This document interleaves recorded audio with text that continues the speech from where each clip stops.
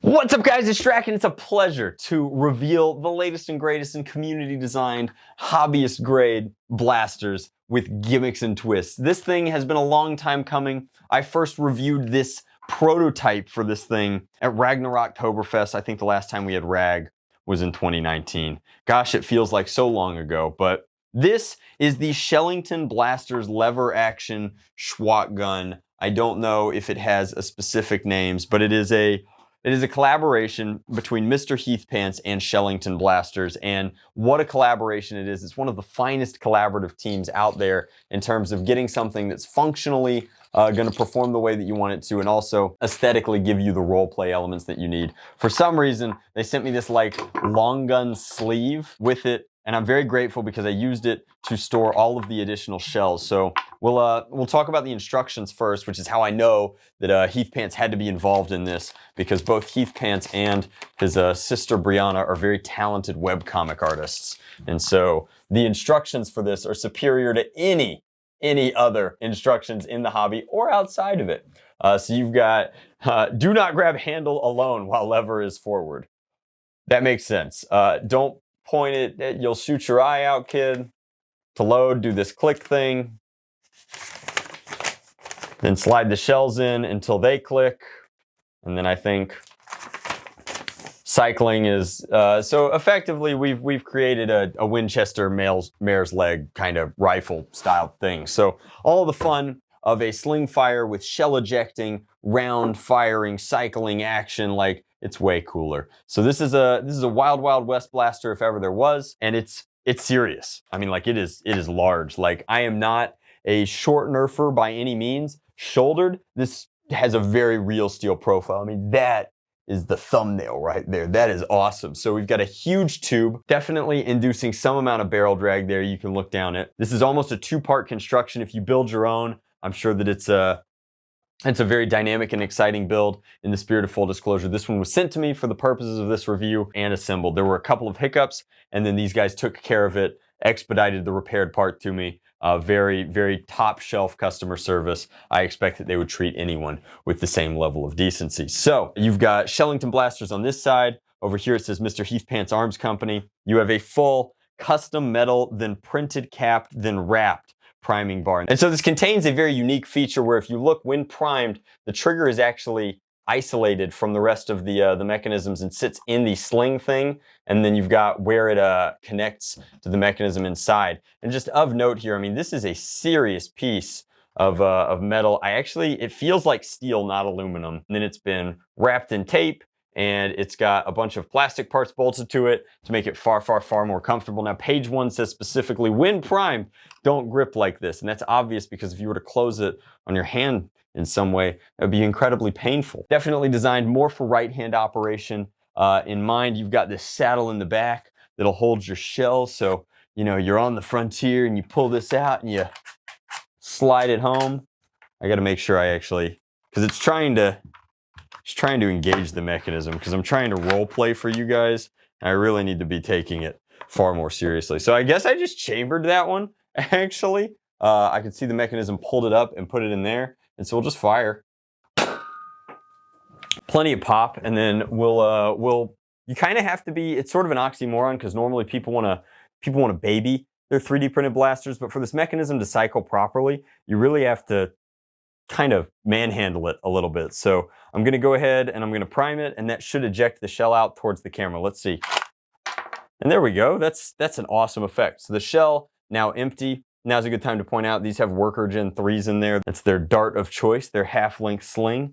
And I think that if I like focus on it, because you can see the detent here for where the internal magazine is, I should be able to get a bunch of these. I literally just put it in backwards. So you gotta focus. You gotta focus up. So I should be able to. Now's a good time to mention I don't do 3-gun. I do 2-gun. You take these shells, you load them into the ramp. As long as you're conscious of what you're doing, they click into place, and it's all good. It's all good. So I should be able to fit quite a few in here. I don't know what the maximum capacity is. That's 4. I guess the saddle holds 6. Here's 5. And it's all worth it because nothing else is doing quite this level of, I guess the fly point, which is also these guys, is the only other thing that uses this shell system. So that is 6, and that feels like about max capacity. So when I cycled through this time, it's empty, but it just clicked the mechanism in there. So I'll show you guys up close. Okay, so I've cycled the blaster once because I really want you to see how it works when the magazine tube is full and you kind of work through this. So when I prime, it should eject, and that's pretty cool. And then when I come all the way back, and it looks like it's sticking just a little bit because this should be poking up. I tilt all the way back, and now that should be ramped up, and we're primed. So when I push like this, the shell goes up and into here, it locks into place like that, and there we are. We're ready to fire again. And I don't know what the FPS is, but we're gonna take it outside. We're gonna put it over the chronograph. We'll do that one more time for you guys. That's click, clack, boom. Pretty cool. Let's take it outside. All right, guys, so we're out here with the Shellington blaster, kind of mare's leg Winchester revolver. I feel like all the ejection action is on this side, so we'll get some better B-roll for you over here. But for right now, we just want to put a few over the chronograph. I'm not priming as hard anymore. When you're tilted up, it doesn't do it right, but we're good to chamber correctly there. Let's go ahead and put one over. I can't get over how comfortable it is to shoulder. Like, this combination is, it's almost like it's a tried and true, very comfortable way to shoot. But I missed the target after all that. All right, so there's that. Let's put another one over. 122 is not bad. Does that mean that this is 133? Is this a solid indoor blaster? I have no idea. So that appears to be all of the shells that I had loaded, but luckily these sweet Katanica pants have built-in pockets specifically for the purposes of goofing like this. So let's go ahead and grab some fresh shells. Huge shout out to these guys for sending me so many shells so that I can make my video without having to pause to reload these guys. It's a terrific kindness they've done me. And what a great print profile for something like this. I mean, they're simple, they're circular. It's just the kind of thing that, like, if you're gonna add this level of play to your blaster, even on the side where the print quality sort of falls apart there, the sort of striping on it does not affect the overall chambering of them, just because of how the tolerances work in the mechanism. The only thing worth noting is that luckily mine is red and black, but I'm realizing now as I'm pointing what looks to be a rifle that I'm loading at my neighbor's home, that, like, you might want to be careful when you're picking your color scheme for a rifle like this, because it's clearly real steel inspired. A lot of the stuff that I'm admiring here, like the pseudo M-lock on the tube, the Picatinny on the top, the stock being very accurate, are all things that make the silhouette a little bit dangerous. So just proceed with caution when you're doing that. So there's 5 more rounds. I'm actually going to take, knowing that we're shooting that hard, I'm going to take the box. You guys remember when I had a target and then it iced over in Georgia? So the target out there at about 35, 33 feet or so, we'll go ahead and we'll click through this. So that's 1 to reset the tube, and then 1 to get it chalked up, and then 1 to load it in like that. And we'll go ahead and line up our sights and see if we can't laser one in there for you. That was definitely not a 120 shot. All right, so prime, sling. There we go. I think it's stuck in the box. That was the intention when I put the box out there, and then all the rival rounds fell. Listen, guys, Toy Fair just got canceled. It's been a major bummer over here at 8th or Not. You gotta take the small wins. It's the little wins, the things you can control. Like the rival rounds being orbs will bounce out of the weird box target that you set up 30 feet away. But nice. All right, if that doesn't spark joy, I don't know what does. Well, occasionally you get these fail to chamber correctly, where you can see here the rounds don't pop up necessarily. Now, you've seen in the video so far that has not been an issue by and large. Oh, now I've thoroughly Dusseldorfed myself. So when that happens, you just have to be cognizant of it. Tap, rack, bang, get it in there like that. All right, let's put one more in the box. Let's make up for the failure to feed. Nope, a little low.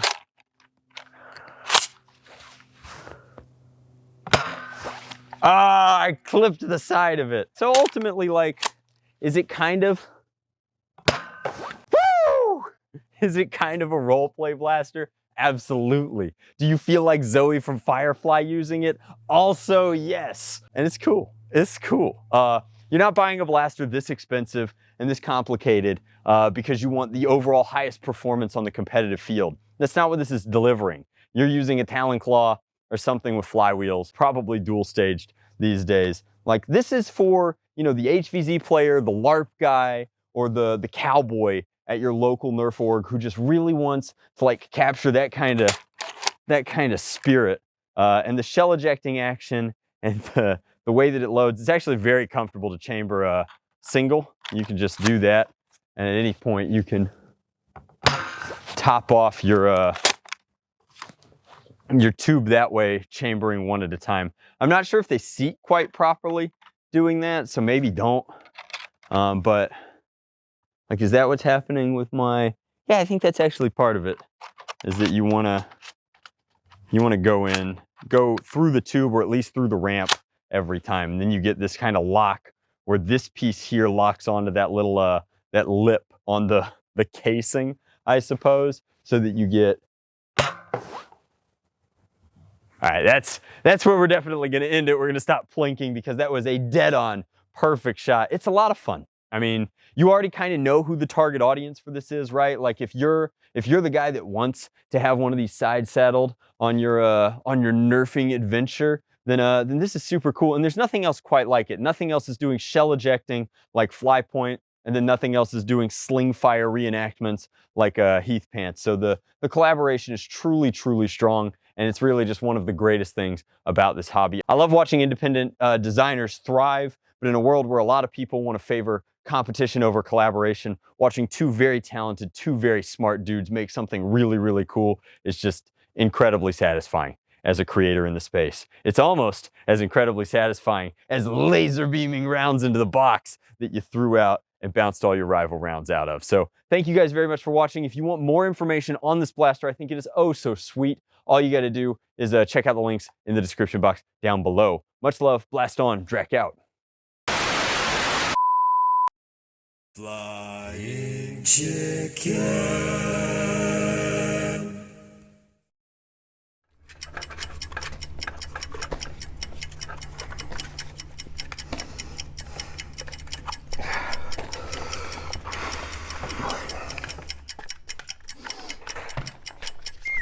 Drac, I'm tired of loading these magazines! Well, that's too damn bad. You're gonna be loading mags forever, boy. I just want a Nerf like it's 2009. Come with me if you want to Nerf.